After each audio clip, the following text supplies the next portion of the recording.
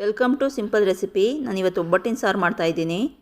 ಬೇಕಾಗಿರೋಂಥ ಸಾಮಗ್ರಿಗಳು: 1 ಸ್ಪೂನ್ ಧನಿಯಾ ಬೀಜ, ಅರ್ಧ ಸ್ಪೂನ್ ಜೀರಿಗೆ, ಅರ್ಧ ಸ್ಪೂನ್ ಕಾಳುಮೆಣಸು, ಒಂದು 10 ಕಾಳಷ್ಟು ಮೆಂತ್ಯ ತೊಗೊಂಡಿದ್ದೀನಿ, ಒಂದು ಬೆಳ್ಳುಳ್ಳಿನ ಬಿಡಿಸಿಟ್ಕೊಂಡಿದ್ದೀನಿ, 4 ಬ್ಯಾಡಗಿ ಮೆಣಸಿನ್ಕಾಯಿ, 4 ಖಾರದ ಮೆಣಸಿನ್ಕಾಯಿ, 1 ಟೊಮೆಟೊ, ಸ್ವಲ್ಪ ತೆಂಗಿನಕಾಯಿ ತುರಿ, ಮತ್ತು ಬೇಯಿಸಿರೋವಂಥ ಬೇಳೆ ಕೂಡ ಸ್ವಲ್ಪ ಎತ್ತಿಟ್ಕೊಂಡಿದ್ದೀನಿ, ಒಂದು ಚಿಕ್ಕ ನಿಂಬೆಹಣ್ಣಷ್ಟು ಹುಣಸೆಹಣ್ಣ ನೀರಲ್ಲಿ ಹಾಕ್ಕೊಂಡು ನೆನೆಸಿಟ್ಕೊಂಡಿದ್ದೀನಿ. ಅದು ಬಸ್ತಿರೋ ಅಂಥ ನೀರು. ಸ್ವಲ್ಪ ಹೂರಣ ಕೂಡ ತೊಗೊಂಡಿದ್ದೀನಿ ನಾನಿಲ್ಲಿ. ಬಾಣಲಿ ಬಿಸಿಯಾಗಿದೆ. ಅದಕ್ಕೆ ಮಸಾಲೆಗಳೆಲ್ಲ ಸೇರಿಸ್ಕೊಂಡು ಸ್ವಲ್ಪ ಎಣ್ಣೆ ಹಾಕ್ಕೊಂಡು ಮೀಡಿಯಮ್ ಫ್ಲೇಮಲ್ಲಿ ಫ್ರೈ ಮಾಡಬೇಕಾಗುತ್ತೆ. ಮೀಡಿಯಮ್ ಫ್ಲೇಮಲ್ಲೇ ಮಾಡಬೇಕು, ಇಲ್ಲಾಂದರೆ ಎಲ್ಲ ಸೀದೋಗ್ಬಿಡುತ್ತೆ. ನೆಕ್ಸ್ಟು ನಾನಿಲ್ಲಿ ಮೆಣಸಿನ್ಕಾಯಿಗಳು ಕೂಡ ಇದಕ್ಕೆ ಸೇರಿಸ್ಕೊತಾ ಇದ್ದೀನಿ. ಎಲ್ಲ ಫ್ರೈ ಮಾಡ್ಕೊಂಡು ಟೊಮೊಟೊ ಕೂಡ ಇದಕ್ಕೆ ಸೇರಿಸ್ಕೊಬೇಕು.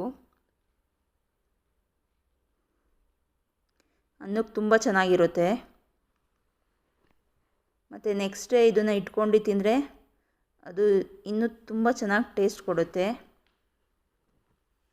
ಟೊಮೆಟೊ ಕೂಡ ಇದಕ್ಕೆ ಸೇರಿಸ್ಕೊಂಡು ಫ್ರೈ ಮಾಡಬೇಕು.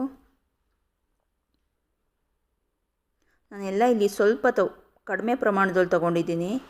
ನಾನು ಸ್ವಲ್ಪ ಸಾಂಬಾರು ಮಾಡ್ತಾ ಇರೋದ್ರಿಂದ. ನೀವು ಜಾಸ್ತಿ ಬೇಕು ಅಂದರೆ ಎಲ್ಲ ಜಾಸ್ತಿನೇ ಹಾಕ್ಕೊಬೇಕಾಗತ್ತೆ ಮಸಾಲೆಗಳೆಲ್ಲ. ಇದು ರೆಡಿ ಆಗಿದೆ, ಆರಿಸ್ಕೊಂಡಿದ್ದೀನಿ ನಾನಿಲ್ಲಿ. ಇದ್ರ ಜೊತೆ ತೆಂಗಿನಕಾಯಿ ಮತ್ತು ಬೇಯಿಸಿರೋ ಅಂಥ ಬೇಳೆ ಕೂಡ ಸೇರಿಸ್ಕೊಂಡು ರುಬ್ಕೊತೀನಿ. ನೆನೆಸಿಟ್ಟಿದ್ನಲ್ಲ ಹುಣಸೆಹಣ್ಣು, ಅದು ಕೂಡ ಇದಕ್ಕೆ ಸೇರಿಸ್ಕೊಬೇಕು.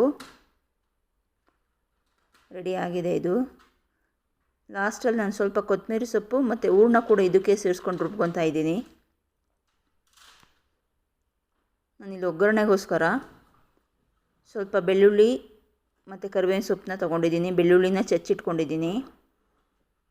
ಪಾತ್ರೆ ಬಿಸಿಯಾಗಿದೆ. 1 ಟೇಬಲ್ ಸ್ಪೂನ್ ಎಣ್ಣೆ ಹಾಕ್ಕೊಂಡು ಸ್ವಲ್ಪ ಸಾಸಿವೆನ ಸೇರಿಸ್ಕೊತಾ ಇದ್ದೀನಿ.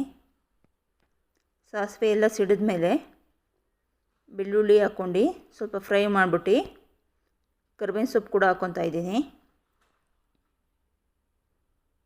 ಅದು ಕೂಡ ಫ್ರೈ ಮಾಡಿಬಿಟ್ಟು ರುಬ್ಬಿರೋ ಅಂಥ ಮಸಾಲೆನ ಇದಕ್ಕೆ ಸೇರಿಸ್ಕೊಬೇಕಾಗತ್ತೆ. ನಾನು ಬಸ್ತಿದ್ನಲ್ಲ ನೀರು, ಅದನ್ನು ಕೂಡ ಇದಕ್ಕೆ ಸೇರಿಸ್ಕೊಬೇಕು. ಸೇರಿಸ್ಕೊಂಡು ಇನ್ನೊಂದು ಸ್ವಲ್ಪ ನೀರು ಬೇಕು ಅಂದರೆ ಸೇರಿಸ್ಕೊಬೇಕು. ಸೇರಿಸ್ಕೊಂಡು ರುಚಿಗೆ ತಕ್ಕಷ್ಟು ಉಪ್ಪನ್ನ ಹಾಕ್ಕೊಂಡು ಒಂದು 10 ನಿಮಿಷ ಇದನ್ನು ಕುದಿಸಿದ್ರೆ ರೆಡಿ ಆಗುತ್ತೆ.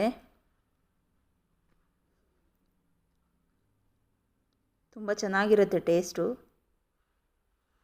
ಮನೇಲೊಮ್ಮೆ ಟ್ರೈ ಮಾಡಿ ನೋಡಿ, ಹೇಗೆ ಬಂತು ಅಂತ ಕಾಮೆಂಟ್ ಮಾಡಿ. ನಮ್ಮ ರೆಸಿಪಿಗಳೆಲ್ಲ ನಿಮ್ಗೆ ಇಷ್ಟ ಆದರೆ ಲೈಕ್ ಮಾಡಿ, ಶೇರ್ ಮಾಡಿ, ಸಬ್ಸ್ಕ್ರೈಬ್ ಮಾಡಿ.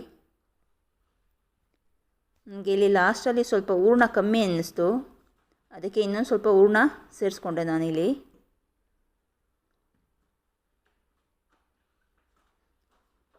ರೆಡಿ ಆಗಿದೆ ಇದು.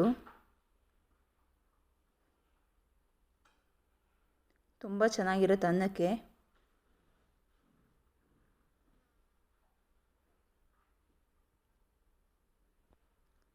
ಒಂದು 10 ನಿಮಿಷ ಕುದಿಸ್ಕೊಂಡ್ರೆ ಚೆನ್ನಾಗಿ ಕುದಿಯುತ್ತೆ.